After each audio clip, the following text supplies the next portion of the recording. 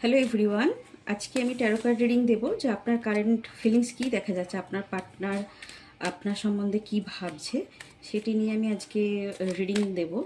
তো যারা যারা এনার্জি অ্যালাইনমেন্ট করছেন, এনার্জিকে একটু ডিপ ব্রিথ নেবেন, ডিপ ব্রিথ নিয়ে এনার্জি অ্যালাইনমেন্ট করার চেষ্টা করবেন। তো তার সঙ্গে কিন্তু রিডিংটা অনেক বেশি এখানে অ্যালাইনমেন্ট হতে দেখা যাবে। এটা যেটা দেখা যাচ্ছে, আপনার পার্টনার একটু মেন্টালি ডিস্টার্ব আছে, কিন্তু সে কিন্তু আপনাকে যথেষ্ট পরিমাণে ফিল করছে, ঠিক আছে?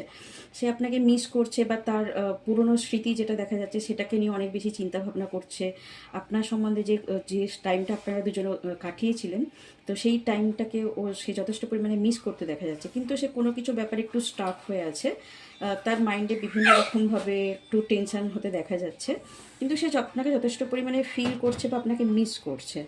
তো আপনার পার্টনারের